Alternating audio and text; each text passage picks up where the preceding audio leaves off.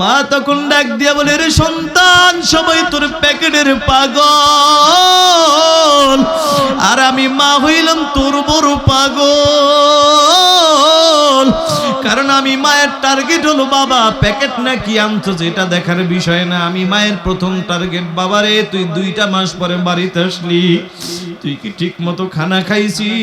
তোর চেহারাটা কি আগের মতো আছে না শুকায় গেছে? এটাই আমি মায়ের টেনশন।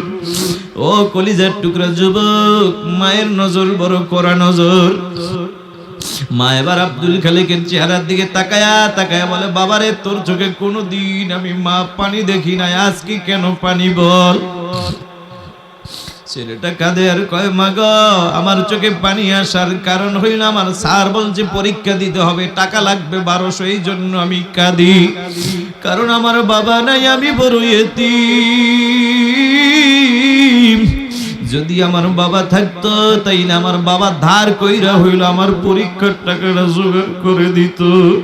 মাগো 10টা বছর পড়ালেখা করলাম, এখন যদি পরীক্ষা না দিতে পারি টাকার অভাবে, এই জন্যই তো কাঁদি।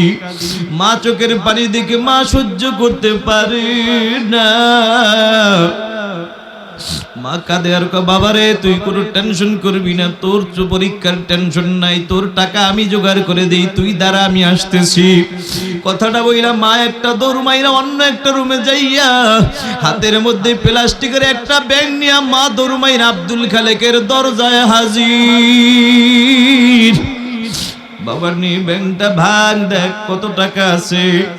ছেলেটা ব্যাংকটা ভাঙা দেখে টাকা লাগবে 1200, টাকা হয়ে গেছে 1300।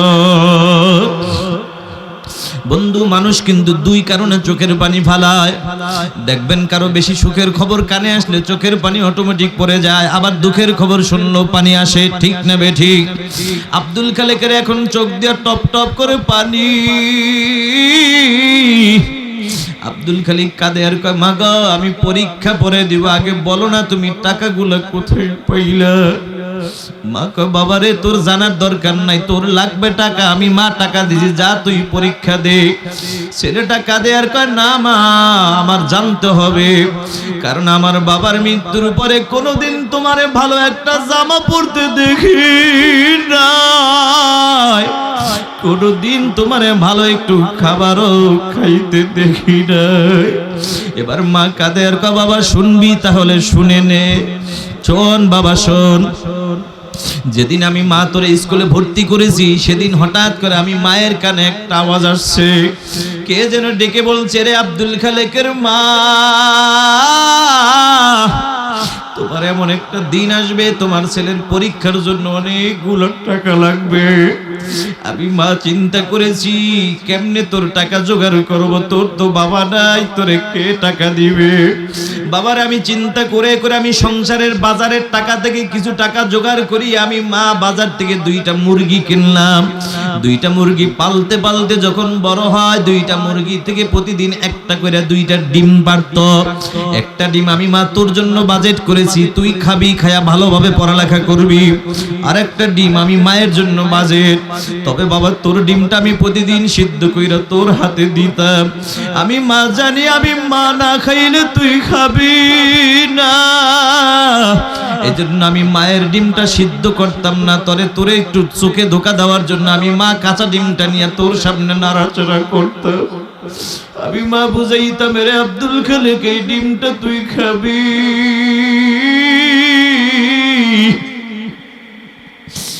আর একটা ডিম বাবা এই যে হাতের মধ্যে দেখ, এটা আমি মা খাবো। কিন্তু বাবারে, আমি মায়ের গল্পের ফাঁকে তোর ডিমটা তুই ঠিকই খাইতি। আমি মায়ের বাজেটের ডিমটা আমি মা খাইতাম না, বরং আমার বাজেটের ডিমটা আমি আস্তে করে তোর চোখটারে ফাঁকি দিয়ে আস্তে করে লুকায়া রাইখা দিতাম। আর বিকাল বেলায় কাঁচা ডিমটারে বিক্রি করে করে বাবা তোর জন্য আমি মা পরীক্ষার টাকা জোগাড় করতাম। বাবারে, কথা দেই মাকে কোনোদিন তুই কষ্ট দিবি না। কোটি কোটি টাকার মালিক, টাকার অভাব নাই। কোটি টাকার মালিক, টাকার অভাব নাই। চুল পেকে গেছে, দাড়ি পেকে গেছে, আজও পর্যন্ত সোনার মক্কা মদিনায় যাবে তো দূরের কথা, যাওয়ার চিন্তাও মাথায় ঢুকাইতে পারে নাই। আছে না নাই? আবার তাকায় দেখো রিকশাওয়ালা বড় গরিব, কৃষক কৃষি কাজ করে বড় গরিব।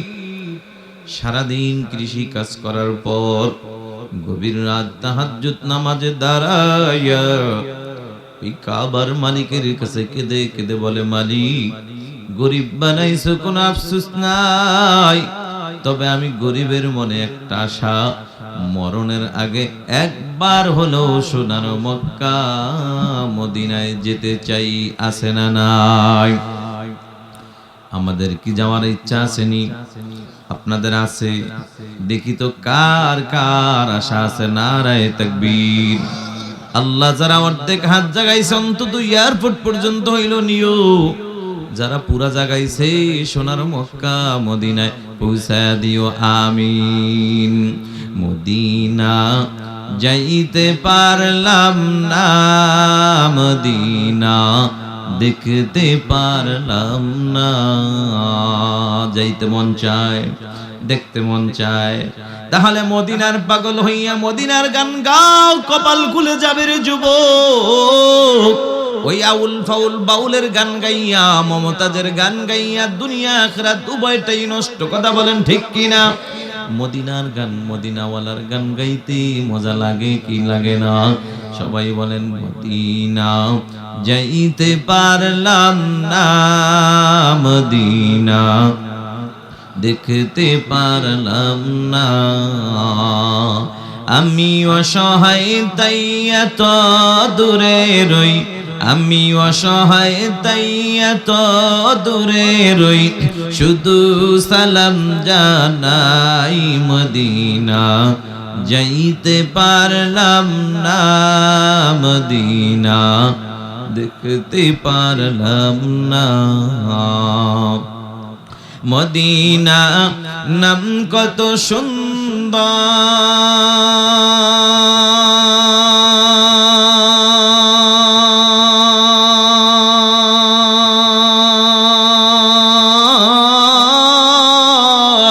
মদিনা কেড়ে সে অন্তর। ওই মদিনার পথের ধুলি আমি, ওই মদিনার পথের ধুলি আমি মাখতে পারলাম না, মদিনা যাইতে পারলাম না, মদিনা দেখতে পারলাম না। মদিনা নাম কত মধু,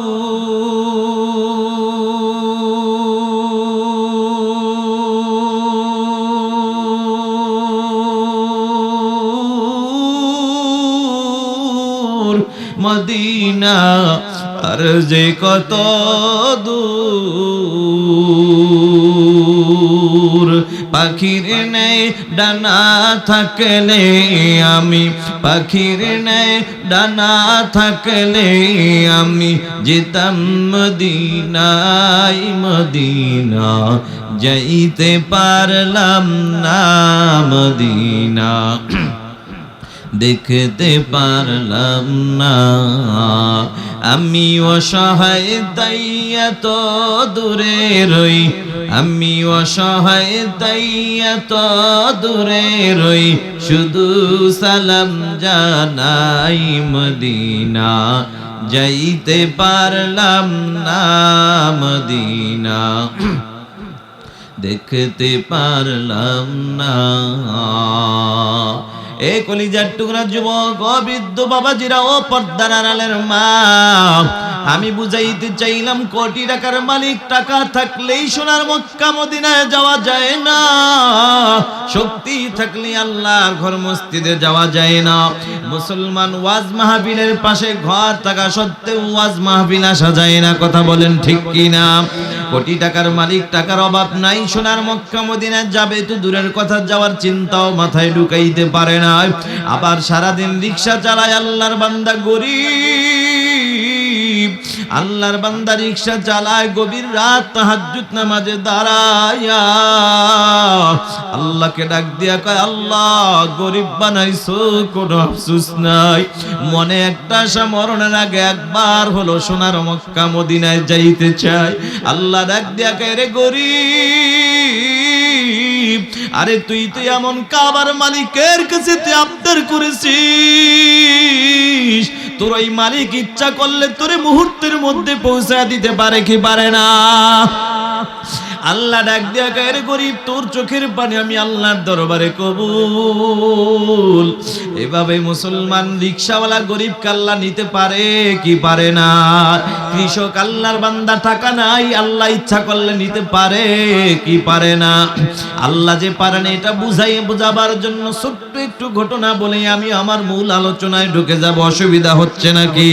মুসলমান আল্লাহর গোলাম, এক আল্লাহর গোলাম রিকশা চালায়, চলতে যাইয়া হঠাৎ করে বড় লোক টাকাওয়ালার সাথে সামনে দেখা। টাকাওয়ালা হাতটা বাড়ায় কয়, রিকশাওয়ালা দাঁড়াও। রিকশাওয়ালা দাঁড়াইয়া ব্রেক দিয়া বলো, টাকাওয়ালা ভাই কি বলবেন বলেন? বলে, ভাই চলো অমুক জায়গায় যাইবানি? বলে, হ্যাঁ যাব। এবার বড় লোক যাত্রী উঠাইয়া রিকশাওয়ালা রিকশা চালায়। কিছু দূর যাওয়ার পরে হঠাৎ করে মসজিদ থেকে আজানের আওয়াজ। ওরে মুসলমান, বলো যুবক ভাই, বৃদ্ধ বাবাজি, আওয়াজ দিয়া বলো কার নামের আওয়াজ? কার নামের আওয়াজ? আল্লাহর নামের আওয়াজ। মন খারাপ নাকি আপনাদের? মালিকের নামটা উচ্চারণ করতে ভালো লাগে না খারাপ লাগে? এরে কলিজার টুকরা যুবক, মালিকের নাম উচ্চারণ করতে কেন ভালো লাগবে না? এই জবানটা কিন্তু তোমার আমার মালিক আমাদেরকে বড় মোহব্বত কইরা দান করছে। তুমি কি মনে করছো এই জবানের নিয়ামতের দাম নাই? আরে তাকায়া দেখো না, দুনিয়ার জমিনে একই মায়ের 5 সন্তান, 4 জন কথা বলতে পারে, একজন পারে না। আছে না নাই? একই মায়ের ফ্যাক্টরি, একই মায়ের সন্তান, 5 সন্তান, 4 জন চোখে দেখে, বাবা একজন দেখে না। আছে না নাই? একই মায়ের 5 সন্তান, 4 জনের হাত আছে, পা আছে, একজনের নাই। আছে না নাই? ওরে বেতাগির মুসলমান ও আল্লাহর বান্দারা, এটা বড় একটা নিয়ামত। আজকে অঙ্গ প্রত্যঙ্গ আছে বিদায় এটার কোনো কদর আপনার আমার কাছে নাই। ওরে মুসলমান যুবক ভাই, বৃদ্ধ বাবাজিরা ও পর্দার আড়ালের মা, আজকে আল্লাহ পাকের দেওয়া নিয়ামত আছে তো এটার কোনো কদর আজকে আমাদের নাই। অথচ এই এক একটা নিয়ামত যার নাই তাকে যা জিজ্ঞাসা করে দেখো এক একটা নিয়ামতের কত দাম। তবে আমি জানি না আপনারা বরগুনা জেলার মুসলমান জীবনে কখনো কাউকে প্রশ্ন করার সুযোগ পেয়েছেন কিনা আমার জানা নাই। তবে আমার জীবনে আমি একজনকে প্রশ্ন করার সুযোগ পেয়েছিলাম, বলবো কি বলবো না? বাবাজিরা শোনেন, তাহলে শোনেন। গত কয়েক বছর আগে আমি উত্তরবঙ্গে রংপুর মাহফিল করে ঢাকার উদ্দেশ্যে রওনা হয়ে গেলাম। হরতাল চলতেছিল, ট্রেনে আসতেছিলাম। বগুড়া পার হওয়ার পরেই আমার সিটের পাশেই দাঁড়ানো, তাকায়া দেখি ছোট্ট একজন যুবক আল্লাহর গোলাম, চেহারাটা বড় সুন্দর। দুঃখের বিষয়, ডানে তাকায়া দেখি যুবকের ডান হাত নাই, বামে তাকায়া দেখি যুবকের বাম হাত নাই। গলার মধ্যে গামছা দিয়া বল ঝুলায় চকলেট বিক্রি করে। দৃশ্যটি দেখার পর আমার ভিতরে কেন জানি একটা বারবার একটা প্রশ্ন জাগে।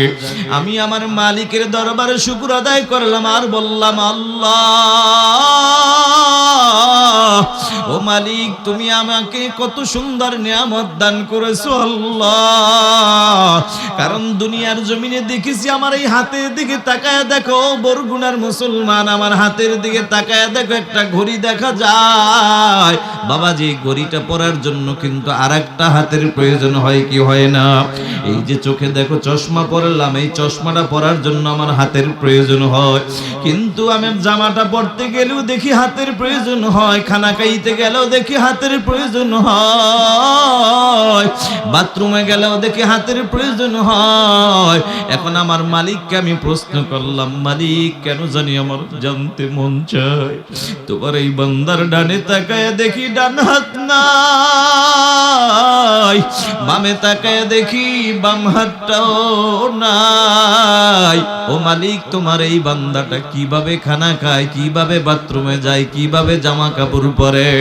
ওরে বেতাগির মুসলমান, আওয়াজ দিয়ে বলো, এমন একটা প্রশ্ন বাবা মনের মধ্যে জাগে কি জাগে না? এই প্রশ্নটা আমি এখন করলাম। ও যুবক ভাই, ও কলিজার টুকরা যুবক, এখন মন চায় যুবককে আমি প্রশ্ন করব। কেমনে করব? হঠাৎ করে আমার সফর সঙ্গে উঠাইয়া যুবক আল্লাহর গোলামকে পাশে বসাইয়া এইবার প্রশ্ন করলাম, যুবক ডানে তাকাইলাম দেখলাম তোমার ডান হাত নাই, বামে তাকাইলাম দেখলাম তোমার বাম হাতটাও নাই। বলো না যুবক, এটা কি জন্ম থেকে না দুনিয়াতে আসার পরের ঘটনা? এই প্রশ্নটা করার সাথে সাথে তাকায় দেখি যুবকের চোখে পানি। আল্লাহর বান্দার চোখ দিয়ে টপ টপ করে পানি কাঁদে আর কয়, হুজুর এটা আমার জন্ম থেকে নয়, মাত্র কয়েক বছর আগের ঘটনা। কি হয়েছে রে বাবা একটু বল।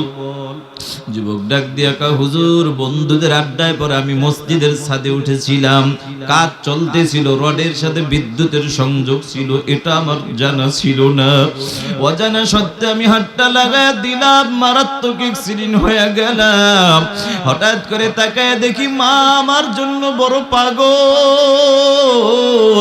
মা পাগলের মতো দৌড়াইয়া ডাক্তারের কাছে হাজির। ডাক্তারের কাছে যাইয়া ডাক্তারকে বলো, ডাক্তার তোমার পাও দুইটা ধরে বলি চলো আমার বাড়িতে একটু চলো, আমার কলিজার টুকরা সন্তান মারাত্মক অ্যাক্সিডেন্ট করেছে। হুজুর আমার মা ধইরা ডাক্তারকে যখন নিয়ে আসলো, ডাক্তার আইসা আমাকে পরীক্ষা করে করে তাকায়, এবার দেখে অবস্থা খুবই খারাপ। এবার ডাক্তার ডাক দিয়া বলে, রে যুবক আল্লাহর গোলাম, জীবনটা যদি বাঁচাইতে চাও দুটি হাতের একটি হাত রাখা যাবে না। আমি বললাম, যুবক তুমি তখন কি জবাব দিয়েছো? এই প্রশ্নটা করার পরে আবার তাকায় দেখি যুবকের চোখে পানি। আল্লাহর বান্দা চোখের পানি ছেড়ে দিয়ে কেঁদে কেঁদে বলে, হুজুর ওই মুহূর্তে আমি আকাশের দিকে তাকায় আমি আমার মালিককে একটা ডাক দিলাম, আল্লাহ। ওরে বেতাকির মুসলমান, তোমার আমার মালিককে একটা ডাক দাও না আল্লাহ। হয় নাই যুবক, মায়া লাগাইয়া বলো না আল্লাহ। যতবার আল্লাহ আল্লাহ বলে ডাক দিবা, আমার আল্লাহ খুশি না বেজার? আমার আল্লাহ কেমন খুশি হয় রে বেতাগির মুসলমান। দুনিয়ার জমিনে তুমি নেতার স্লোগান যখন দাও, অমুক নেতার চরিত্র ফুলের মতো পবিত্র, অথচ খবর নিয়ে দেখা যায় নামাজ পড়ে না, এক ওয়াক্ত আছে না নাই? এই যে মিথ্যা স্লোগান দিলা, বিনিময়ে তুমি পাইরা 500 টাকা, এক কাপ চা, একটা মিষ্টি। আমার আল্লাহ ডাক দিয়া বলে, গোলাম আমি আল্লাহ তোর হাজারো ব্যস্ততার মাঝে আমি আজকেই দামি মজলিসে বসার তৌফিক দান করলাম। এখানে বইসা আমি আল্লাহ তোরে হাজার হাজার মানুষের মধ্যে তোরে জবান দিলাম। দেখ বান্দা, ফাঁকে ফাঁকে কত বান্দাকে আমি কথা বলার শক্তি দেই না। বান্দা তুই কি দেখোস না তোর পাশেই বসা, তোর পাশেই বসা, তোর মতো হাত আছে, তোর মতো পা আছে, তোর মতোই চোখ আছে, তোর মতোই নাক আছে, তোর মতো শক্তি, বরঞ্চ তোর চাইতে আরো বেশি শক্তি আছে, কিন্তু কথা বলার শক্তি আমি আল্লাহ তাকে দেই না। অথচ আমি আল্লাহ তোরে শক্তি দিলাম, যার কারণে আমি আল্লাহর দেওয়া জিহ্বাটা নাড়াইয়া তুই যখন আমি আল্লাহকে আল্লাহ আল্লাহ বলে যখন তুই ডাক দেস, আমি আল্লাহ তোর নেতার মতো টাকা দিয়ে বিদায় করব না রে গোলাম। আমি আল্লাহকে বারবার আল্লাহ বলে ডাইকা যদি আমি আল্লাহর কুদরতে অন্তরটা ঠান্ডা করতে পারিস রে বান্দা, আমি আল্লাহ তোর নেতার মতো চা মিষ্টি দিয়ে বিদায় করব না। আমি আল্লাহ কি দিয়া বিদায় করব জানো রে দরবারে গোলাম, আমি আল্লাহ খুশি হইয়া তোর নামটা জাহান্নাম থেকে কাটিয়া জান্নাতের খাতায় উঠাইয়া দিব। ও যুবক ভাই, ও বৃদ্ধ বাবাজিরা, এবার আরেকবার একটু ডাক দেন না আল্লাহ। আমি বললাম যুবক রে, ও যুবক ভাই, কেমনে তোমার এই তুমি তখন কি বললা? বলে হুজুর, ওই মুহূর্তে আমি আকাশের দিকে তাকাইয়া আমি আমার মালিক আল্লাহকে ডাক দিয়া বললাম, আল্লাহ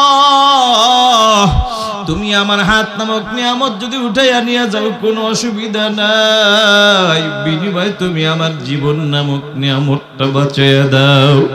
আমি বললাম যুবক রে, বুঝলাম জীবনটা বাঁচানোর জন্য দুইটা হাত কাটতেও তুমি রাজি হইলা, ভালো কথা, কিন্তু বলো যুবক, তুমি খানা খাও কিভাবে, বাথরুমে যাও কিভাবে?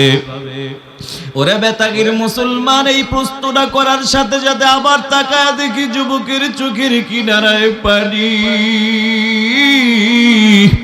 আল্লাহর বান্দা চোখের পানি ফালাইয়া কাঁদে আর কয়, হুজুর মাঝে মাঝে পেটে ক্ষুধা নিয়ে যখন আমি ঘরের মধ্যে প্রবেশ করি, তাকায়া দেখি আমার জনম দুঃখিনী মা আমার জন্য খানা রেডি করে মা বাহিরে কাজে লিপ্ত হয়ে গেছে। তখন পেটে ক্ষুধা নিয়ে একবার আমি খানার দিকে তাকাই, আর একবার আমার মায়ের চেহারার দিকে আমি তাকাই, আর ডাক দিয়া বলি, আকাশের মালিক আমার আল্লাহ, আজকে আমার হাত নামক নিয়ামতের যে কত দাম এতদিন বুঝি নাই, আজকে কেন জানি আমি বুঝতেছি রে মালিক। যদি আমার হাত থাকতো, পেটে ক্ষুধা নিয়ে মায়ের চেহারার দিকে তাকায় থাকা লাগতো না, নিজের খানা নিজেই আমি হাত দিয়া মুখে উঠাইয়া দিতে পারতাম। কথা বলেন ঠিক না বেঠিক? এই জন্য বাবাজিরা আমার, ও যুবক ভাইয়ারা, বৃদ্ধ বাবাজিরা, কথাটা কোন দিক থেকে আসলো বলেন না? আল্লাহর বান্দা হঠাৎ করে কার নামের আওয়াজ শুনছে? ঘটনা বলার উদ্দেশ্য ছিল না, আমি বুঝাইতে চাইলাম, হাত বলো, চোখ বলো, জবান বলো, নিয়ামত দান করলেন কে? সে আল্লাহর দেওয়া জবানটা খুলি আল্লাহকে ডাকতে ভালো লাগে না খারাপ লাগে? তাইলে আবার আওয়াজ দিয়া বলো, রিকশাওয়ালা চলতে যাই হঠাৎ করে কার নামের আওয়াজ শুনছে? আল্লাহর নামের আওয়াজ শুনা গোলাম জায়গায় ব্রেক হয়ে গেছে। আল্লাহু আকবার। কারণ আল্লাহ বলে, ইন্নামাল মুমিনুনাল্লাযীনা ইযা যুকিরাল্লাহু ওয়াজিলাত কুলুবুহুম। সত্যিকার মুমিনের এক নম্বর গুণ হলো, মুমিন যখন আল্লাহর নামের আওয়াজ শুনবে সাথে সাথে দিলের মধ্যে একটা কম্পন সৃষ্টি হয়ে যায়। আল্লাহু আকবার। যার কারণে দেখবেন দুনিয়ার জমিনে কত আল্লাহর বান্দা আজান শুনছে তো বান্দা আর ঠিক থাকতে পারে না। কত আল্লাহর বান্দা আছে, শক্তি আছে, ক্ষমতা আছে, ক্ষমতার গরমে মসজিদে যাওয়া যায় না, শক্তির বলও কিন্তু যাওয়া যায় না। আবার কত আল্লাহর বান্দা আছে, মুরব্বী মানুষ, দাঁড়ায় সোজা হয়ে হাঁটতেও পারে না, কিন্তু বান্দা আজান শোনার পরে পাগলের মতো হয়ে যায়। নাতিরে ডাক দিয়া কয়, নাতি একটু দইরা আমারে দিয়ে আসবিনি মসজিদে, আমার মালিকের কদমে একটু সিজদা দিব। তা কেন বলে জানো? ওয়াল্লাযীনা আমানু আশাদ্দু হুব্বাল লিল্লাহ। যারা ঈমানদার সবচাইতে বেশি ভালোবাসে কাকে? এবার তো রিকশাওয়ালা হঠাৎ করে আল্লাহর নামের আওয়াজ শুনে জায়গায় ব্রেক হয়ে গেছে। এবার যে বড় লোক যাত্রী বসা ডাক দিয়া কা, ও বড় লোক ভাই, ও টাকাওয়ালা ভাই, আমি আর সামনে এক কদমও বাড়াইতে পারবো না। বলে কেন? আমার মালিকের কুদরতি কদমে সিজদা দেওয়ার জন্য ডাক এসে গেছে। আল্লাহু আকবার। টাকাওয়ালার মাথা গরম হয়ে গেল, এই গরিব, নামাজ পড়ার টাইম কি পাইলি না? যা বেটা সামনে আগা। গরিবের ডাক দিয়ে, গরিব ডাক দিয়ে কা, ও টাকাওয়ালা ভাই, মাথা গরম করে কোনো লাভ নাই, ধমক দিয়া কোনো লাভ হবে না। কারণ যদিও দেখো তোমার মতো আমার টাকা নাই, বাড়ি নাই, গাড়ি নাই, তবে অন্তরে একটা জিনিস আছে, সেটা হলো আমার মাওলার মোহাব্বত। আমি চললাম আমার মালিকের কদমে সিজদা দেওয়ার জন্য। যাও তুমি এখানে বসে থাকো, না হয় আমার সাথে মসজিদে চলো। চলে যায় কিন্তু কপাল পোড়া যাইতে পারে না। বলো কবুল করার মালিক কে? আল্লাহর বান্দা টাকাওয়ালা কিন্তু বসে আছে, গরিব তো মসজিদে চলে গেল। মসজিদে যাইয়া নামাজ আদায় কইরা এবার 2 রাকাত নামাজ বেশটা বাড়তি পইরা দোয়া করলো, আল্লাহ গরিব বানাইছো কোনো আফসোস নাই, মনে একটা আশা আমার আছে, মরণের আগে একবার হলো তুমি সোনার মক্কা মদিনায় পৌঁছায়া দিও। গরিবের দোয়া কবুল হয়ে গেছে। রিকশার উপর আইসা যখন বসলো, হঠাৎ করে পিছন থেকে একটা আওয়াজ।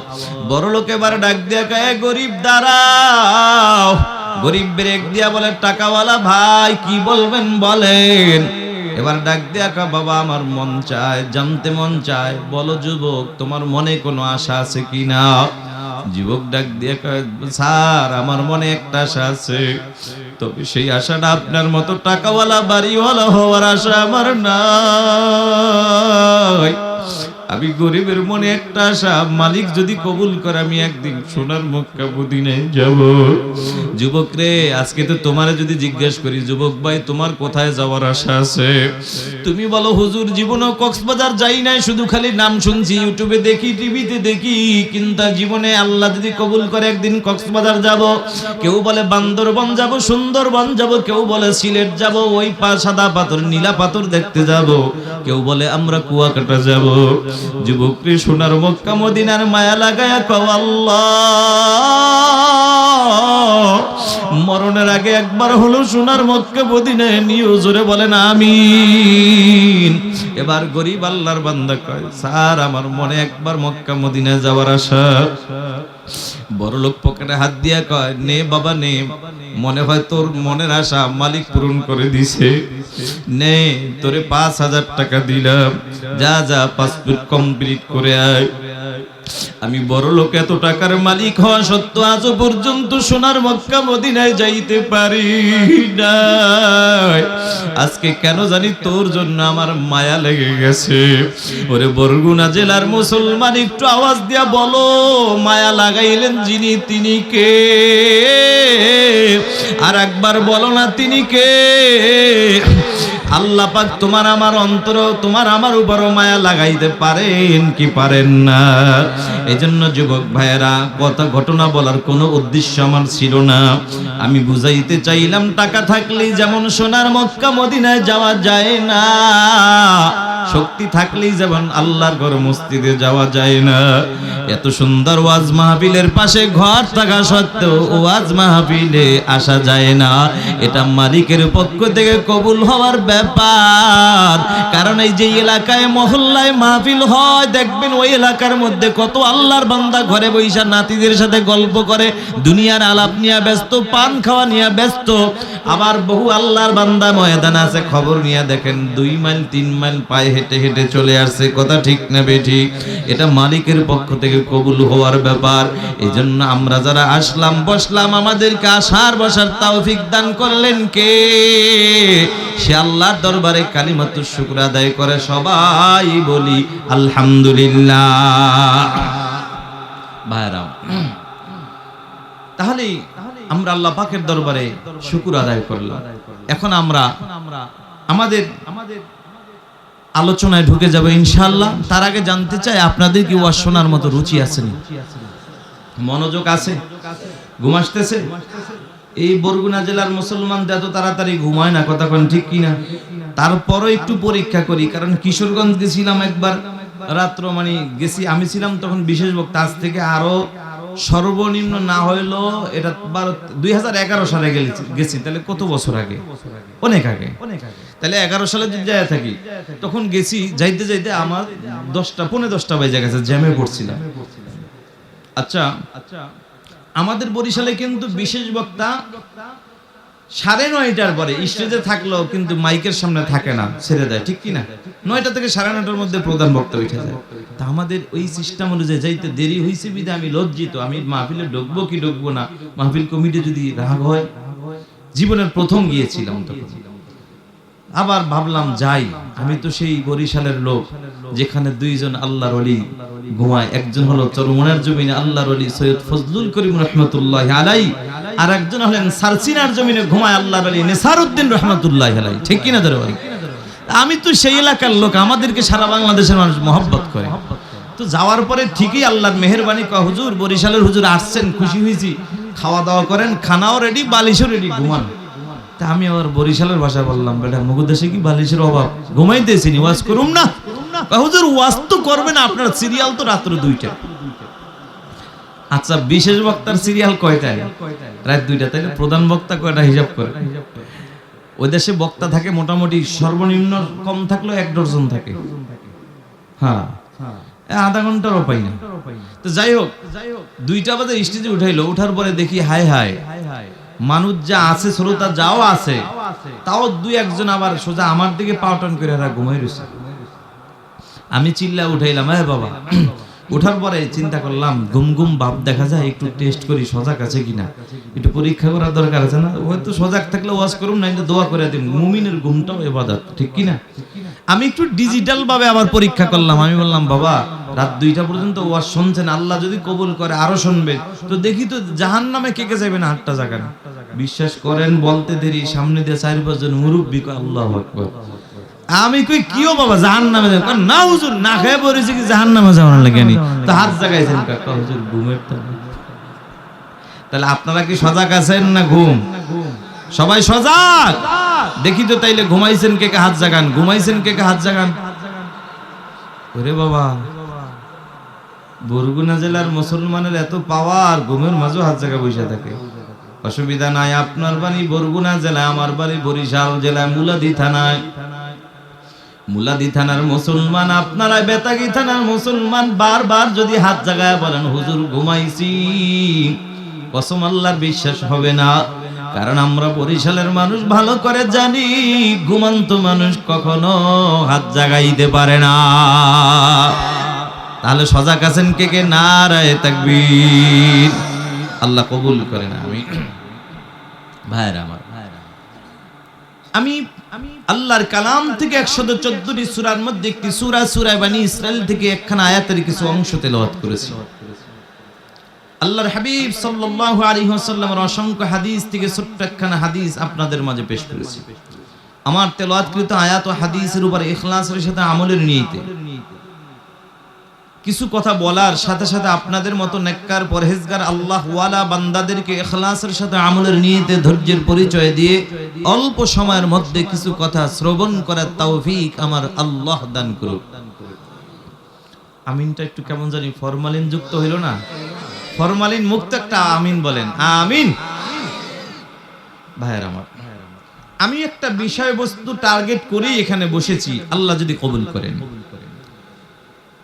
এমন কিছু আলোচনা করার নিয়ত করেছি, আল্লাহ যদি তৌফিক কামনা করেন। যেহেতু বাড়ির কাছা গ্রামের ভিতরে মাহফিল, মহল্লার ভিতরে, আমার অনেক পর্দার আড়ালের মা বোনেরাও বয়ান শুনবেন ইনশাআল্লাহ। এমন কিছু আলোচনা আমার জবান থেকে, গোলামের জবান থেকে আল্লাহ বের করে দিক, যেই আলোচনার দ্বারা যারা এখানে আসছেন আপনাদের উপকার হয়, যারা ওখানে বসে আছেন তাদেরও যেন উপকার হয়। আমি আজকে আপনাদের সামনে যেই বিষয় নিয়ে আলোচনা করার টার্গেট করেছি, বিষয়টি হচ্ছে সন্তানের হক। সবাই তো পিতামাতার হক নিয়ে আলোচনা করে, আমি একটু ঘুরাই দিছি, সন্তানের হক নিয়ে আলোচনা করব ইনশাআল্লাহ। আজ অনেক বৃদ্ধ বাবা আছেন, আলহামদুলিল্লাহ বাংলাদেশের 64টি জেলা আল্লাহ তাআলা আমাকে ঘুরাইছেন, কোন জেলা বাকি রাখেন নাই, আলহামদুলিল্লাহ। এটা আপনাদের গর্ব, যেহেতু বরিশাল বিভাগ না, কি বলেন আপনাদের? হ্যাঁ, তো বরিশাল বিভাগের ছেলে আমি, আপনাদের গর্ব, আমার গর্ব, আলহামদুলিল্লাহ। আমার বন্ধুবর এসেছিলেন গত 5-6 বছর আপনাদের এখানে প্রোগ্রাম করেছেন। তিনি ছিলেন আমার অত্যন্ত মহব্বতের বন্ধু মুফতি আল আমিন রাশিদি সাহেব দামাত বারাকাতুহু, এবং আপনাদের সকলের খুবই মহব্বতের মানুষ হয়ে গেছেন, ঠিক কি না? তা আমার সেই বন্ধু বলছে, ভাইজান আমি তো 5-6 বছর গিয়েছি, এবছর একটু ঘুরে দিই, আপনি একটু জায়গা ঘুরে আসেন। আমি বললাম ঠিক আছে। তো যাই হোক, দোয়া করি আমার সেই ভালোবাসার বন্ধুকে যেন আল্লাহ তাআলা সুস্থতার সাথে নেক হায়াত দান করেন। তার মা বাবা কেউ নাই, আল্লাহ যেন তার মা বাবার কবরটাকে জান্নাতের বাগান বানায়। যে কথা বলতেছিলাম, বাংলাদেশের 64 জেলায় ঘুরে ঘুরে একটি আমার অভিজ্ঞতা হয়েছে, দেখেছি বয়ানের আগে অনেক মুরব্বী বাবারা যে হাতটা ধরে কাঁদে, হুজুর দোয়া করবেন। আমি মনে মনে ভাবলাম বাবাজি মনে হয় অসুস্থ, এই জন্য বুঝি দোয়া চাইবে। একটু পরে তাকায় দেখি না না, বাবা অসুস্থ এই জন্য দোয়া চাই না, বরং মুরব্বী বাবা চোখের পানি ফালাইয়া কাঁদে আর কয় হুজুর দোয়া করবেন, আমার কলিজার টুকরা সন্তানকে আমি মানুষের মতো মানুষ বানাইলাম। ঢাকাতে এখন স্কুল কলেজে পড়াইয়া অনেক বড় মানুষ বানাইয়া ঢাকাতে এখন সরকারি চাকরি করে, ফ্ল্যাট বাসা নিয়ে থাকে। হুজুর দিনের পর দিন যায়, রাতের পর রাত যায়, মাস চলে যায়, একটা বারের জন্য আমি বাবাকে টেলিফোন করার সুযোগ পাই না, একটা বারের জন্য ওর মাকেও টেলিফোন করার সুযোগ পাই না। আমি তখন বাবার হাতটা ধরে বলি, বাবা মুরব্বী মন খারাপ করবা না, কলিজার টুকরা ও মুরব্বী বাবা মনটা খারাপ করবেন না। আপনার সন্তানের জন্য আপনি যদি হাজারো তাবিজ ঝুলায়া গাছের মধ্যে ঝুলায়া রাখেন, মাছের পেটে দেন, যদি খাওয়ান, যত কিছুই করেন, কোনো কাজ হবে না। কারণ কি জানেন, আপনার জীবনে হয়তো আপনি ভুল করেছেন। এই জন্য বাবাজিরা আমার, আমি প্রায় জায়গায় এই বয়ানটাই আমি বেশি করে থাকি। আজকে আমার বৃদ্ধ বাবাজিরা, অনেক মা বোনেরা তাবিজের জন্য দৌড়ায়, হুজুর একটু পানি পরা দেন, তেল পরা দেন, তাবিজ দেন, আমার সন্তান আমার হক আদায় করে না। আল্লাহর কসম, ও পর্দার আড়ালের মা, ওই তাবিজ দ্বারা কোনোদিন হক আদায় করবে না। কারণ কিতাবে আসছে, সন্তান দুনিয়ায় আসার আগে প্রতিটা বাবার কাছে সন্তানের দুইটা হক। ও বাবাজির, আমি আপনাদের কাছে জানতে চাই, বলেন মা বাবার হক সন্তানের কাছে আছে না নাই? সন্তানের কাছে পিতা মাতার হক আছে না নাই? উভয়ের কাছে হক আছে। তবে বরগুনার মুসলমান একটু আওয়াজ দিয়া বলেন, পিতা মাতার হক আগে না সন্তানের হক আগে? আপনারা আসলে ওয়াজ শুনেন ঠিক, এখনো আপনাদের মনোযোগ এখনো বসাইতে পারেন নাই। একমাত্র কয়েক সেকেন্ড আগে আমি কিন্তু বলেছি, কিতাবে আসছে সন্তান দুনিয়া আসার আগে বাবার কাছে সন্তানের দুইটা হক। এ মুরব্বী বাবারা যারা বলেন পিতামাতার হক, আপনারাই দেখবেন তাবিজ ঝুলায়া তাবিজে কোনো কাজ হয় না। বাংলাদেশের সবচেয়ে বড় পীরের কাছে যে যদি আপনি পানি পরান আর খাওয়ান, কসম আল্লাহর কাজ হবে না। কেন সন্তান হক আদায় করে না? এটার পিছনে একটা কারণ আছে না নাই? এ বাবা কি কারণ, কি কারণ শুনে নেন। আপনার সন্তান দুনিয়া আসবে, এরপরে আপনি বাবা হইয়া বলবেন, বাবা এটা করো সেটা করো। আপনি মা হইয়া বলবেন, মা আমি তোমার মা, বাবা তুমি আমার জন্য এটা করো সেটা করো। কিন্তু কিতাবে আসছে সন্তান দুনিয়াতে এখনো আসে না। দুনিয়ায় আসার আগে প্রতিটা সন্তানের কাছে প্রতিটা বাবার কাছে সন্তানের দুইটা হক। কার কাছে? বাবার কাছে। বলেন কার কাছে? বাবার কাছে। সন্তানের কয়টা হক? দুইটা হক। এই বিষয় নিয়ে আমি বিস্তারিত আলোচনা করব ইনশাআল্লাহ। ভবিষ্যতে যেন আপনাদের সন্তানের ব্যাপারে কোনো তাবিজ ঝুলানো না লাগে, পানি ভরা না লাগে। ওয়াজ শুনতে কষ্ট হবে নাকি আপনাদের? এ বাবাজিরা, এ যুবক ভাই, ও বৃদ্ধ বাবাজিরা, ও পর্দার আড়ালের মা, আজকের এই মাহফিলটা অত্যন্ত বড় একটা নিয়ামত রে মা। এই বয়ানটা শোনার জন্য আপনি যে যেখানে আছেন পর্দার আড়ালে জীবনে একটা ঘন্টা ব্যয় করে দেন রে মা। জীবনে হয়তো বহুবার আপনি মোবাইল টিপা নিয়ে ব্যস্ত ছিলেন, ফেসবুক নিয়ে, ইউটিউব নিয়ে ব্যস্ত ছিলেন, টিকটক নিয়ে ব্যস্ত ছিলেন। আজকে আল্লাহর মহব্বত নিয়ে, কোরআনের মহব্বত নিয়ে টিকটক বন্ধ কইরা, ডাটা বন্ধ কইরা কোরআনের বয়ান শোনার জন্য বসে যান। হেদায়েতের মালিক আমার আল্লাহ। বলা যায় না কখন আল্লাহ হেদায়েতের নূর সিনায় ঢুকায়া দেয়। হতে পারে মাগো আপনার জীবনের আজকের একটা ঘন্টাই হেদায়েতের জন্য যথেষ্ট হয়ে যাইতে পারে, ঠিক না বেঠিক? ও মা, আপনি নিজে বয়ান শোনার জন্য বসে যান, আপনার স্বামীকে পায়ে ধরে হলেও পাঠায়া দেন, আশা করি উপকার হবে ইনশাআল্লাহ। আপনার ছেলেকে পাঠায়া দেন, আপনার ভাইকে পাঠায়া দেন, বিফলে যাবে না, পাঠানোটা লাভ হবে ইনশাআল্লাহ। এবার আসেন বাবাজিরা, কিতাবে আসছে সন্তান দুনিয়াতে এখনো আসে না, আসার কোনো খবরও নাই। দুনিয়ায় আসার আগেই প্রতিটা বাবার কাছে সন্তানের দুইটা হক। এক নম্বর হক হলো যুবক আল্লাহর গোলাম, তুমি যদি নেককার সন্তানের একটা বাপ হতে চাও, এক নম্বর হক হলো যুবক তুমি নিজে আগে নেককার হও, হালাল পথে চলো, হালাল খানা খাও, হালাল রক্ত শরীরে ঢুকাও। দুই নম্বর হক হলো যুবক আল্লাহর গোলাম, তোমার ঘরে একজন নেককার বিবি ঢুকাও। কারণ বাপ যদি ভালো হয় মা ভালো হওয়ার আশা করা যায়, আর মা যদি ভালো হয় ওই মায়ের গর্ভে সন্তান ভালো হওয়ার আশা করা যায়। কথা ঠিক না বেঠিক? এজন্য যুবক ভাইয়ারা অনুরোধ করে বলি, যুবক দুনিয়ায় শান্তি পরকালে মুক্তি যদি পেতে চাও, এ কলিজার টুকরা যুবক ও বৃদ্ধ বাবাজিরা ও পর্দার আড়ালের মা, আমি এই মসজিদে ঢোকার পরে অত্যন্ত খুশি হয়েছি। এই বয়ানে ওঠার আগ পর্যন্ত দেখেছি আপনাদের আলহামদুলিল্লাহ কার কয়েকজন সন্তান আছে আলেম হইতেছে। কথা ঠিক না বেঠিক? আমি অনেকগুলা ছেলে দেখেছি, ওরা যায় দেখা করছে, কথা বলছে, কোথায় পড়ো বাবা? কয় হুজুর মুন্সিগঞ্জ পড়ি, কেউ বলে ঢাকা পড়ি, নারায়ণগঞ্জ পড়ি, কেউ মাদারীপুর পড়ে। এরে আমার কলিজাটা ঠান্ডা হয়ে গেছে বাবা। বিশ্বাস করেন এই এলাকার মধ্যে আলহামদুলিল্লাহ এই এলাকার একজন কোরআনের হাফেজের বাবা হয়েছেন, আলেমের বাবা হয়েছেন, দাদা হয়েছেন, নানা হয়েছেন। আপনাদের কপাল বড় ভালো,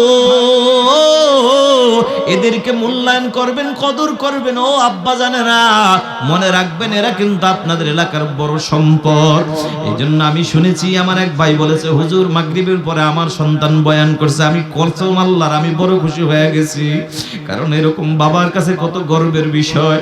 আরে আজকে আমাদের দেশে কিছু কপাল পোড়া পাওয়া যায়, যায় কয় হুজুর আমার ছেলেটা চার দোকানে বসে গল্প করে, কয় হুজুর আমার ছেলেটা আজকে গমক স্টেজে ওইটা গান গাইছে। ও কপাল পোড়া, তুই নিজে জাহান্নামে গেলি, তোর নাতিটারও দিলি, তোর ছেলেটাকে মেয়েটাকে জাহান্নামে পাঠায় দিলি। এই সন্তান তোর ছেলে আজকে ভালো খেলোয়াড় হইতে পারে, গর্ব করো, নিজেকে খুব গর্ববোধ মনে হয়। কসম আল্লাহর বন্ধু, এগুলা হলো দুনিয়া।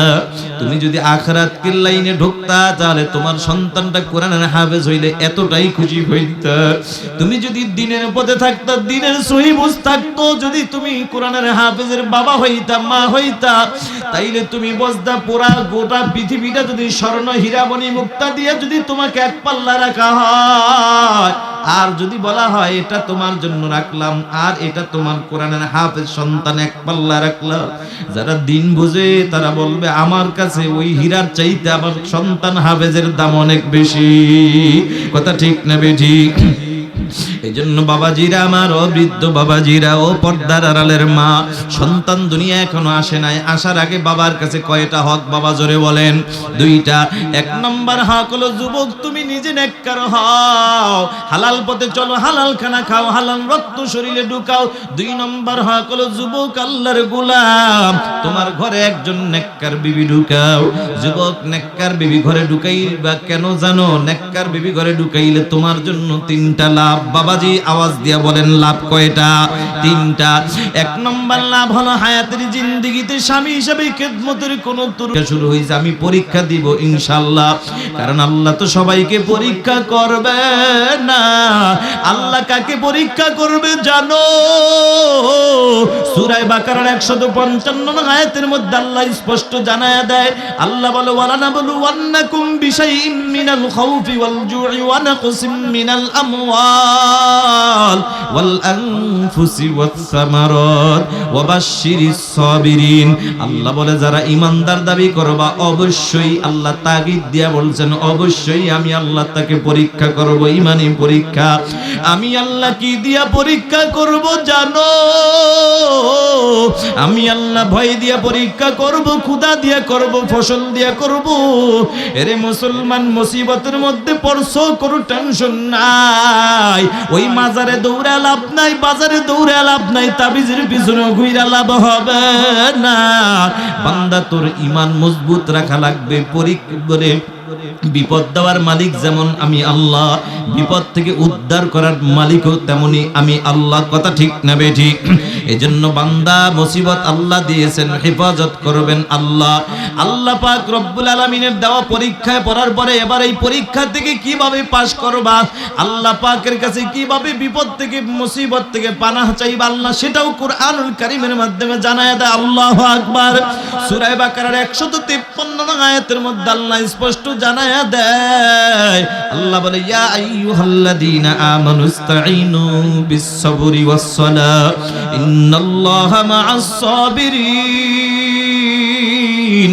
আল্লাহ বলো ঈমানদার মুসিবতের মধ্যে পড়ছো, কোনো টেনশন নাই, দুইটা আমল নিয়ে সামনে আগাও, একটা হলো ধৈর্য আর একটা হইল নামাজ। জোরে কন্না সুবহানাল্লাহ। এই ধৈর্যের আমল নিয়ে নামাজের মাধ্যমে সাহায্য চাইবা, আল্লাহ সব সমস্যা সমাধান করে দিবে। এবার আল্লাহর ওলি আল্লামা কারশি রাহমাতুল্লাহি আলাইহি মুসিবতের মধ্যে পড়িয়া কুষ্ঠরোগে আক্রান্ত হইয়া তিনি নিয়ত করে ফেলেছে হায়াতের জিন্দেগিতে কোনোদিন বিবাহ করবে না, কারণ আল্লাহ পাক তাকে ঈমানি পরীক্ষার মধ্যে ফালাইছে। মনে মনে ভাবলেন আল্লাহ আমাকে কুষ্ঠরোগ দিয়া ঈমানি পরীক্ষার মধ্যে ফালাইছেন, আমি পরীক্ষা দিব, কিন্তু একজন সুন্দর সুদর্শন সুস্থ একটা নারী ঘরে ঢুকাইয়া তাকে আমি কষ্ট দিব না। আল্লাহর ওলির একটু চিন্তাটা ছিল ভিন্ন। দুনিয়ার জমিনে হক্কানি আল্লাহওয়ালারা দেখবেন তাদের দ্বারা কোনো মানুষ কোনোদিন কষ্ট পায় না, তাদের দ্বারা কোনোদিন একটা গাছের পাতাও কোনোদিন কষ্ট পায় না। কথা ঠিক না বেঠিক? বাবাজিরা আমার, এবার আল্লাহর ওলি আল্লামা কারশি রাহমাতুল্লাহি আলাইহি চিন্তা করলেন আমি বিবাহ করব না, আমি একটা নারীকে আমার ঘরে ঢুকাইয়া কষ্ট দিব না। কিন্তু কিছুদিন পরে আবার মন সিদ্ধান্ত ঘুরায় ফেলাইলেন।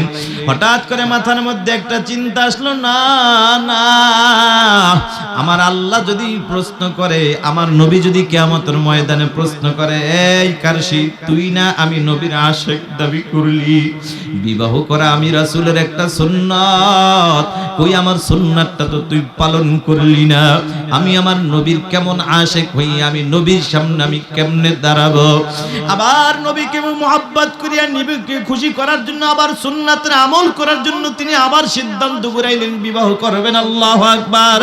এবার মুরিদদেরকে ডাক দিয়া বলে, বাবা আমি সিদ্ধান্ত ঘুরাইছি আমি বিবাহ করব, আমার জন্য দিনদার নেককার একটা পাত্রী দেখো, তবে খবরদার ওই পাত্রীটাকে আমার অসুস্থতার কথা সব খুলে বিস্তারিত ভাইঙা বলবা। যদি এই পাত্রীরা রাজি থাকে শুধুমাত্র তাকেই আমি বিবাহ করব, কারণ একজন সুস্থ নারী কখনো আমি অসুস্থ যুবকের কাছে আসবে না, যদি আসে আল্লাহকে খুশি করার জন্যই আসবে। কথা বলেন ঠিক কিনা? কারণ হাদিস শরীফের মধ্যে আসছে আল মারআতু ইযা সাল্লাত খামসাহা ওয়া সামাত শাহরাহা ওয়া হাসানাত ফারজাহা ওয়া আতাআত বালাহা দাখালাত মিন আই আবওয়াবিল জান্নাতি শাআত আও কামা ক্বালান নবী আলাইহিস সালাতু ওয়াস সালাম। নবী বলেন, ও দুনিয়ার নারীরা, চারটা গুণ অর্জন করো। চার গুণওয়ালা নারীর জন্য আল্লাহর তৈরি জান্নাতের 8টা দরজা আল্লাহ খুলে দিবেন। এক নম্বর গুণের নাম হলো 5 ওয়াক্তের নামাজ, 2 নম্বর গুণের নাম হলো মাহে রমজানের রোজা, 3 নম্বর গুণের নাম হইল পর্দার আমল, 4 নম্বর গুণের নাম হইল স্বামীর খেদমত। জোরে কন্না সুবহানাল্লাহ। ও পর্দার আড়ালের মা, আল্লাহর নবী তোমাদের জন্য সুসংবাদ জানায় দেন মা, এই 4 গুণে যদি গুণান্বিত হতে পারো, আল্লাহর নবী বলছে আল্লাহ তৈরি জান্নাতের 8টা দরজা তোমাদের জন্য খুলে দিবে। সুবহানাল্লাহ। এবার তো আল্লামা কারশি রাহমাতুল্লাহ আলাইহি সিদ্ধান্ত নিলেন, মুরিদদেরকে বললেন, বাবারা আমি বিবাহ করব, আমার জন্য দিনদার একটা পাত্রী দেখো, দিনদারি পাত্রী। মুরিদদের মধ্যে একজন তাকওয়াওয়ালা বুজুর্গ একজন মুরব্বি ছিল। এবার ওই মুরব্বি লাভ দিয়ে ওইটা বাড়িতে হাজির। তার একটা আদরের কন্যা ছিল, বড় দিনদারি, দিনের সাথে তিনি খুব জড়িত ছিলেন, আল্লাহ ভীরু ছিলেন। মেয়েটাকে যাইয়া বলে, মাগো আমি তোমার বাবার জীবনে একটা স্বপ্ন ছিল, আমি তোমার বাবার স্বপ্ন হলো আমি তোমাকে বিবাহের বয়স হইলে আমি ভালো একজন তাকওয়াওয়ালা আল্লাহওয়ালা যুবকের কাছে আমি বিবাহ দিব। সুবহানাল্লাহ। কিন্তু বরগুনার মুসলমান তাকে দেখো, আমাদের বাংলাদেশে কত মুরব্বি পাওয়া যায়, চুল দাড়ি পাইকা গেছে, এখনো পর্যন্ত দুনিয়ার মহব্বত দূর করতে পারে নাই। মক্কা মদিনায় 4-5 বার ঘুরে আসছে, এখনো দুনিয়ার মহব্বত দূর করতে পারে নাই। এখনো ঘটকরে ডাক দিয়া কয়, ও ঘটক ভাই, আমার মেয়ের জন্য এমন একটা ছেলে দেখো, যেই ছেলেটা হবে দুনিয়ার টাকাওয়ালা, বাড়িওয়ালা, গাড়িওয়ালা, বিদেশিওয়ালা যদি হয়, ইটালি হইলে তো কোনো কথাই নাই। কথা বলেন ঠিক না বেটি? আমি বলবো, ও হাজি সাহেব, তুমি মক্কা মদিনায় যাও পোস্টারে হাজি নাম লাগানোর জন্য আর নাম ফুটানোর জন্য, কথা কোন ঠিক কিনা? অথবা তুমি ঘুরতে যাও শখ পূরণ করতে। ওরে হাজি সাহেব, তুমি যদি মায়ার নবীর মোহাব্বতে মক্কা মদিনায় যাইতা, আয়েশা বলতো, ও ঘটক ভাই, আমি দুনিয়ার জীবনে ভুল করেছি, আমার মেয়েটাকে বিবাহ দিব, ভালো একটা ছেলে দেখো, ছেলের টাকা আছে কি নাই, বাড়ি আছে কি নাই সেটা পরে দেখবা, আগে বলবো ছেলের মধ্যে দ্বীনের সহি বুঝ আছে কিনা, ছেলেটা 5 ওয়াক্ত নামাজ পড়ে কিনা, কোরআন পড়তে জানে কিনা, তাকওয়া আছে কিনা, আল্লাহর ভয় আছে কিনা। কথা বলেন ঠিক না বেঠি? এবার মুরব্বি দৌড়মাইরা ডাক দিয়া কয়, মা গো, ও মা, বলো না, আমি তোমার এই বাবার মনের আশাটা পূরণ করতে তুমি রাজি কিনা? মেয়েটা ডাক দিয়ে কয়, বাবা আমি রাজি আছি, কোনো টেনশন নাই, বাকি কি বলবেন আপনি বলেন। এবার বাবা ডাক দিয়ে কয়, মা তুমি জানো আমি একজন আল্লাহর ওলির কাছে আসা যাওয়া করি রে মা, আমার এই সেই হুজুর বিবাহ করবে, ভালো দিনদারি একটা পাত্রী চায় মারে, তবে আমি তোরে মনে মনে টার্গেট করছি, কিন্তু মা একটা সমস্যা আছে, আমার হুজুর কিন্তু অসুস্থ মানুষ, কুষ্ঠ রোগের রোগী, মাজুর হয়ে বিছানায় পড়ে আছে, তার শরীরে রক্ত পড়ে, পুষ পড়ে, এগুলা খেদমত করতে হবে মারে, তার খেদমত কিন্তু করা লাগবে, দেখ মা তুই রাজি কি রাজি না? মেয়েটা কেমন আল্লাহওয়ালা মেয়ে, ও পর্দার আড়ালের মা, মেয়েটা ডাক দিয়া কয়, আব্বা তুমি কোনো টেনশন করবা না, ও বাবা তুমি কোনো ভয় পাইও না, আমি তোমার আদরের কন্যা, নির্দ্বিধায় রাজি হয়ে গেলাম। নারায়ে তাকবীর। ওরে মুসলমান নবীর উম্মত, মেয়েটা তো এমনি রাজি হয় না, দিনের সহি বুঝ থাকার কারণেই তো রাজি হয়েছে। কথা বলো ঠিক না বেঠি? এরে মুসলমান যুবক ভাই ও বৃদ্ধ বাবাজিরা, ও পর্দার আড়ালের মা, এবার আল্লাহর বান্দি রাজি হয়ে যায়, ডাক দিয়া কয়, মা গো, ও মা, আমার মনে হয় তুমি ভালো কইরা বুঝতে পারো নাই, না বুঝেই বুঝি রাজি হইছো, হুজুর কিন্তু অসুস্থ মানুষ, মনে হয় তুমি এটা কানে শোনো নাই। মেয়েটা 2 ফোঁটা চোখের পানি ফালাইয়া কাঁদের কয়, আব্বা ও বাবা, আমি ভালো করে শুনেছি, বুঝেছি, বুঝতে শুই নাই রাজি হয়েছি, তবে কেন রাজি হয়েছি জানো রে বাবা? আমি দুনিয়ার জীবনে নামাজ পড়েছি, রোজা রেখেছি, পর্দার আমল করেছি, জানি না কোন আমলের ত্রুটি হইয়া যায়। তিনি তো একজন আল্লাহর ওলি, তার স্বামী যদি হইতো, স্ত্রী যদি আমি হইতে পারি, তার মতো একজন বুজুর্গ আল্লাহওয়ালার বিবি হওয়াটা বড় ভাগ্যের ব্যাপার। আমি যদি তার বিবি হইয়া তার শরীরের খেদমত করতে পারি, কিয়ামতের ময়দানে আল্লাহ যদি প্রশ্ন করে, ও বান্দি কি নিয়ে হাজির হলি, তখন আমি বলবো, মালিক আমি এই ইবাদত করেছি, জানি না কবুল হয়েছে কিনা। আল্লাহ যদি বলে, না না, তোর ইবাদতের মধ্যে আমলের মধ্যে সমস্যা আছে, তখন আমি আমার মালিক আল্লাহকে ডাক দিয়া বলবো, আল্লাহ তবে আমার ছোট্ট একটা আমল আছে রে মালিক, আমি আমার স্বামীর খেদমত করেছি, আমার স্বামীর শরীর থেকে পুজ বের হয়েছিল, রক্ত বের হয়েছিল, আমি আমার কাপড়ের আঁচল দিয়ে আমি নিজ হাতে পরিষ্কার করে করে আমি তার খেদমত করেছি। আল্লাহ, এই স্বামীর খেদমতের আমলটা যদি তোমার কাছে পছন্দ হয়, এই আমলের উসিলায় তুমি আমারে মাফ কইরা দাও। তখন আল্লাহ তাআলা হয়তো বলবে, বান্দি যা যা, আমি আল্লাহ খুশি হইয়া তোর স্বামীর খেদমতের আমলটাকে পছন্দ কইরা তোরে মাফ কইরা জান্নাতের মেহমান বানায়া দিলাম। নারায়ে তাকবীর। বাবাজি অসুবিধা হইতে না, কষ্ট হচ্ছে নাকি? এবার আল্লাহর বান্দা মুরব্বি দৌড় মাইরা আল্লাহর ওলির কাছে হাজির। আল্লামা কারশি রাহমাতুল্লাহ আলাইহির কাছে হাজির হইয়া ডাক দিয়ে বলবো, আল্লাহর ওলি, আপনার জন্য দিনদার পাত্রী রেডি হয়ে গেছে। বলে কে? বলে একমাত্র আমার আদরের কন্যা। বাবা আপনি কি আপনার মেয়েটাকে খুইলা বলছেন আমি যে অসুস্থ? বাবা এখানে কিন্তু একটা কথা মনে রাখা দরকার, ছোট্ট একটা আমল বলে যায়।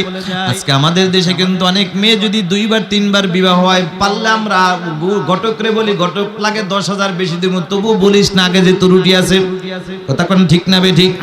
ছেলের যদি একটা সমস্যা থাকে তখন মেয়ের কাছে ভাইঙা বলি না, বিবাহের পরে কিন্তু এগুলা নিয়ে দ্বন্দ্ব হয়, বসাবসি হয়, সারাসারি হয়। কথা কোন ঠিক কিনা? এজন্য আগে ভাগেই সব কিছু বইরা ক্লিয়ার করা ভালো। কথা বলেন ঠিক কিনা? ওরে মুসলমান নবীর উম্মতের দল, ও যুবক ভাই, ও বৃদ্ধ বাবাজিরা, পর্দার আড়ালের মা বোনেরা, এবার দেখো মুসলমান তিনি ডাক দিয়া কয় হুজুর আমার মেয়েটাকে আমি সব খুইলা বলেছি। বাবা বলার পরও রাজি? বলে হ্যাঁ, শুধু রাজি না বরং আপনার বিবি হতে পারলে নিজেকে নাকি বড় ধন্য মনে করবে। হুজুর কয় তাইলে এই মেয়েটাই তো আমার দরকার, তাড়াতাড়ি বিবাহ পড়ায়া দাও। এবার বিবাহ পড়ায়া দেয়, বাসর ঘরে বৈশা স্ত্রী অপেক্ষা করে। 2 রাকাত নামাজ পড়ে আল্লাহকে ডাক দিয়া কয় আল্লাহ, একটা ডাক দেন না আল্লাহ। ডাক দিয়া কয় আল্লাহ এমন একটা স্বামীর বিবি হিসাবে কবুল করেছো মালিক, আমি বড় খুশি, তোমার দরবারে শুকর আদায় করি।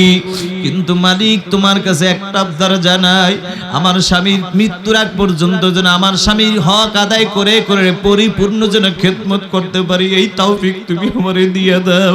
কোনোদিন যেন আমার স্বামী আমার দ্বারা বিন্দু পরিমাণ চুল পরিমাণ কষ্ট না পায়। ও মুসলমান, এদিকে আবার স্বামী আল্লাহর কাছে আরেকটা দোয়া করে। বাসর ঘরে ঢোকার আগে ডাক দিয়া কয় আকাশের মালিক আমার আল্লাহ,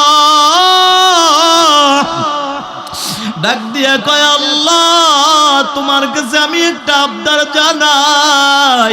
আমি বহু চিন্তা ভাবনা করে দেখলাম মেয়েটা তো বড় আল্লাহওয়ালা, এমন সুন্দর সুদর্শন একজন নারী, সুস্থ নারীকে আমি কিভাবে কষ্ট দিই? আমার বিবিকের মধ্যে একটু বাধা লাগে। যদিও তোমার বান্দি তোমার মোহাব্বত করে আমার স্বামী আমার বিবি হইছে, নাইলে অসুস্থ ব্যক্তির বিবি কখনো যাই না হইতো না। কথা বলেন ঠিক না বেঠিক? মুসলমান আল্লাহর গোলাম এবার স্বামী আল্লাহকে ডাক দিয়া কয় আল্লাহ আমি তোমার কাছে আমার বিবির মোহাব্বতে একটা আবদার, ছোট্ট একটা আবদারের মালিক। তুমি আমারে অসুস্থ বানাইয়া ইমানি পরীক্ষার মধ্যে ফালাইছো, কোন আফসোস নাই রে আল্লাহ।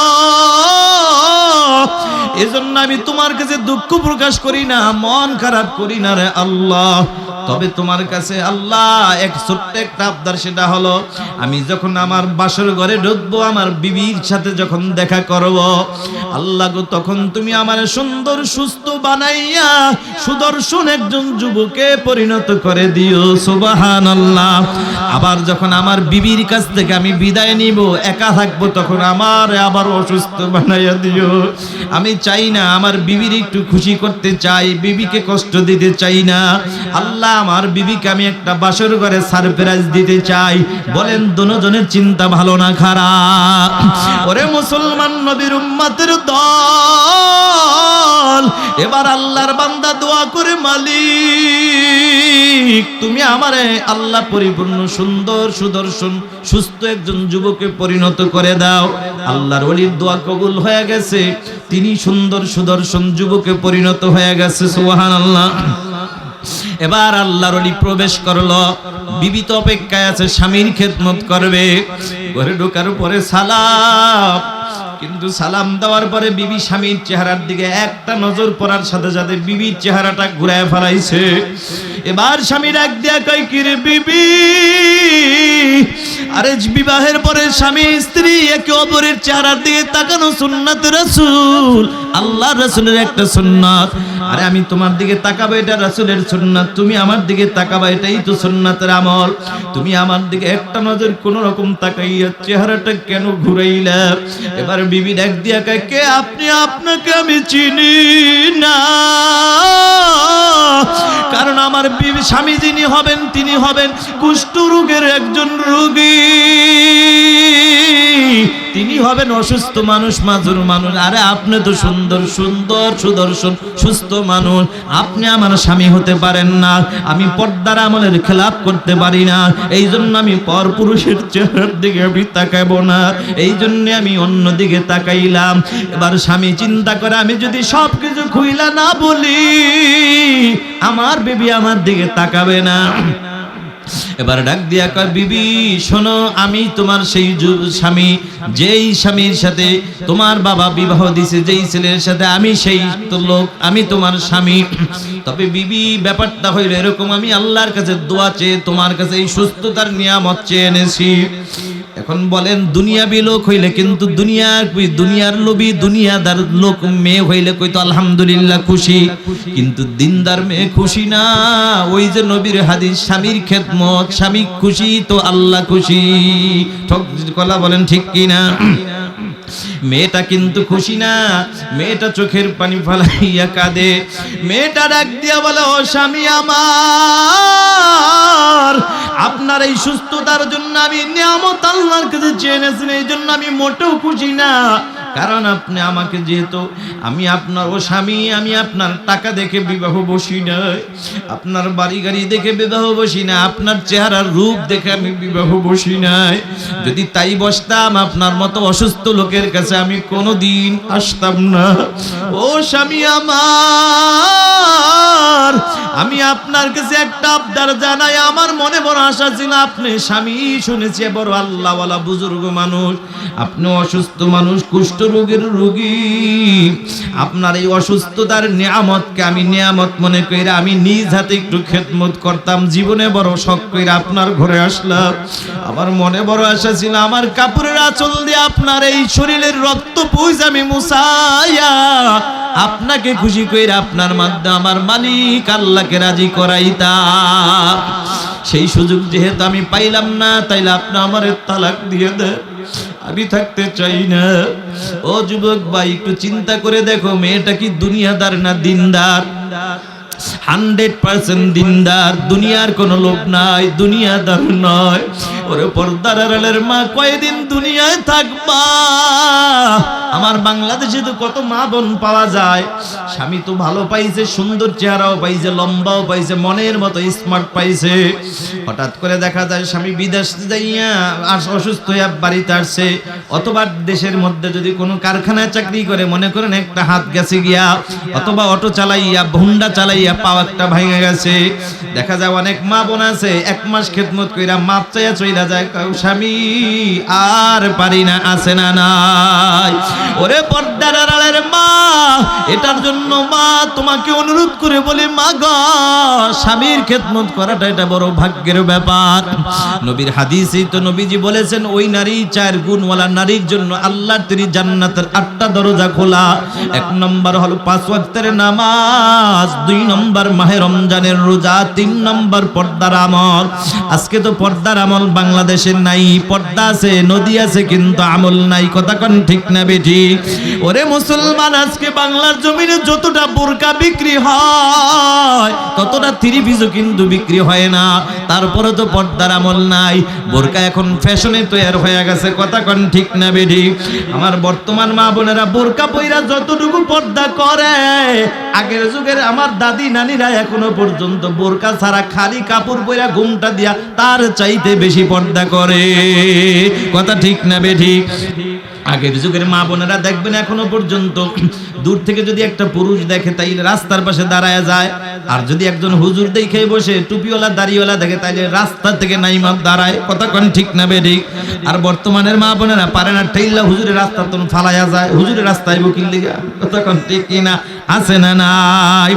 ও পর্দার আড়ালের মা, ও যুবক ভাই, ও বৃদ্ধ বাবাজিরা, এবার দেখেন ওই নারীটার ভিতরে কেমন স্বামীর খেদমতের পাগল। এই জন্যই বলেছিলাম বাবা, ঘটনা বলার আমার কোনো উদ্দেশ্য ছিল না, 2-1টা ঘটনা দিয়ে উদাহরণ দেই। কেন? আপনারা গ্রামের মানুষ, আমার প্রিয় ভাই আমার আগে সুন্দর আলোচনা করছেন, তাফসীর করছেন। হ্যাঁ বাবা, তাফসীরও চলে, তবে গ্রামের মাঝে মাঝে মাঝে একটু ঘটনা দিয়ে বুঝাইলে আপনারা আরো ভালো বোঝেন। কথা কোন ঠিক না ঠিক? এজন্য আমার ভাই যেহেতু খুব চমৎকার তাফসীর করেছে, আমি আর তাফসীরে গেলাম না, আমি আবার আমার মতো করে একটু আলোচনা করলাম। অসুবিধা হচ্ছে নাকি আপনাদের? এ বাবাজিরা, আমার অবৃদ্ধ বাবাজিরা, এবার আল্লাহর বান্দি দেখেন কেমন স্বামীর খেদমতের পাগল। এজন্য যুবক অনুরোধ করি, যুবক দুনিয়ায় শান্তি পরকালে মুক্তি যদি পেতে চাও, নেককার সন্তানের বাপ যদি হতে চাও, তাহলে তোমার জন্য দুইটা কাজ করা লাগবে। এক নম্বর হলো সন্তান দুনিয়া আসার আগে তুমি বাপটা নিজে ভালো হও, তুমি 5 ওয়াক্ত নামাজি হয়ে যাও, দিনদার হও, তাকওয়াওয়ালা হও, তোমার রক্তটাকে হালাল রক্ত শরীরের মধ্যে ঢুকাও। 2 নম্বর হলো তোমার ঘরে ভালো একজন নেককার বিবি ঢুকাও। কারণ বাপ যদি ভালো হয়, মা ভালো হওয়ার আশা করা যায়, আর মা যদি ভালো হয়, সন্তান ভালো হওয়ার আশা করা যায়। ঠিক না বেঠি? এজন্য যুবক ভাই অনুরোধ করে বলি, তুমি নেককার বিবি ঘরে ঢুকাইলে তোমার লাভ 3টা। কয়টা বলেছিলাম? 3টা। 1 নম্বর লাভ, স্বামী হিসাবে খেদমতের কোনো ত্রুটি পাইবা না, এটার বাস্তবতা এই যে আমি নেককার বিবির উদাহরণ দিয়ে বুঝাইলাম। 2 নম্বর হল নেককার বিবির গর্ভে সন্তান পাইবা, তুমি নেককার সন্তান। কথা বলেন ঠিক না বেঠিক? কারণ তুমি দুনিয়ার জমিনে তাকায় দেখো, এই সারসিনার জমিনে ঘুমায় আল্লাহর ওলি নিসারউদ্দিন রাহমাতুল্লাহি আলাইহি। এ বাবা, এ কিন্তু এমনি এত বড় আল্লাহওয়ালা হয় নাই, এর পিছনে অবদান আছে একমাত্র বাপ ভালো তো মা ভালো, মা ভালো তো সন্তান ভালো। চরমনার জমিনে ঘুমায় আল্লাহর ওলি সৈয়দ ফজলুল করিম রাহমাতুল্লাহি আলাইহি। এমনি হয় না বাবা, এত বড় বুজুর্গ, বাপটা ভালো ছিল, মা ভালো ছিল, যার কারণে ফ্যাক্টরি থেকে ভালো জিনিস বের হয়েছে। কথা বলো ঠিক না বেঠি? ওই যে উজানির জমিনে ঘুমায় কারি ইব্রাহিম রাহমাতুল্লাহি আলাইহি, খাজা মঈনুদ্দিন চিশতি রাহমাতুল্লাহ আলাইহি, খাজা ওসমান হারুনি, খাজা কুতুবউদ্দিন বখতিয়ার কাকি রাহমাতুল্লাহি আলাইহি, খাজা ওসমান হারুনি রাহমাতুল্লাহি আলাইহি। এত বড় বুজুর্গ বাবা এমনি হয় না, এদের পিছনে কারণ আছে। এদের পিছনে সবচেয়ে বড় অবদান হলো বাবার। বাপ ভালো তো মা ভালো, মা ভালো তো সন্তান ভালো। ঠিক না বেঠিক? এবার আসো যুবক, নেককার বিবি ঘরে ঢুকাইলে তোমার জন্য 3টা লাভ। 1 নম্বর লাভ হলো হায়াতের জিন্দেগিতে স্বামী হিসেবে খেদমতের কোনো ত্রুটি হবে না। 2 নম্বর নেককার সন্তান পাইবা। 3 নম্বরে জনম দুঃখিনী মা বাবার খেদমতের কোনো ত্রুটি হবে না। কথা ঠিক না বেঠিক? এই জন্য যুবক ভাই অনুরোধ করে বলি, তুমি আজকে থেকে ওই মালিক আল্লাহর কাছে 2টা দোয়া বেশি বেশি করে চালায়া যাও। একটা দোয়া করো, আল্লাহ তুমি আমাকে নেক হায়াত দান করো, আল্লাহ হায়াতের জিন্দেগিতে তুমি আমার জন্য একজন নেককার আল্লাহওয়ালা স্বামী দান করো, আল্লাহওয়ালা বিবি দান করো। ও পর্দার আড়ালের মা, তুমিও আল্লাহর কাছে 2টা দোয়া চালায়া যাও।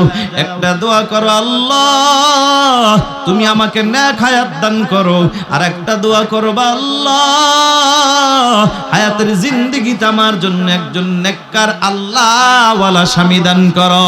তবে দুঃখজনক হইল সত্য, এ বাংলার জমিনে অধিকাংশ মা বোন পাওয়া যায় এরা আল্লাহওয়ালা স্বামী চায় না, টুপিওয়ালা দাড়িওয়ালা নামাজি স্বামী এরা চায় না। এরা যেটা চায় সেটা হইল টাকাওয়ালা বাড়িওয়ালা গাড়িওয়ালা স্বামী চায়। কথা বলো ঠিক না বেঠিক? আল্লাহর কসম করে বলি, ও পর্দার আড়ালের মা, টাকায় শান্তি দিতে পারে না, বিল্ডিং বাড়ি গাড়ি শান্তি দিতে পারে না। শান্তি দেওয়ার মালিক যিনি, তিনি কে? এই জন্য যুবক ভাইয়েরা, নেককার বিবি ঘরে ঢুকাইলে তোমার জন্য 3টা লাভ। নেককার বিবি ঘরে ঢুকাইলে তোমার জন্য 3টা লাভ। হায়াতের জিন্দেগিতে স্বামী হিসাবে খেদমত পাই, খেদমতের ত্রুটি হবে না। 2 নম্বর নেককার সন্তান পাইবা। 3 নম্বর মা বাবার খেদমত পাইবা। এর বিপরীত বেআমলওয়ালা বেপরদাওয়ালা বিবি যদি ঘরে ঢুকাও, কপাল বড় মন্দ। ওদিকে যেমন 3টা লাভ, এদিকে কিন্তু বাবা আবার 3টা ক্ষতি। বলমুনি কয়টা ক্ষতি? বলমুনি ভাইঙ্গা বলমু 3টা ক্ষতি। যেহেতু লাভটা বুঝাইলাম উদাহরণ দিয়া, ক্ষতিটাও আমার একটু বুঝানোর দরকার আছে।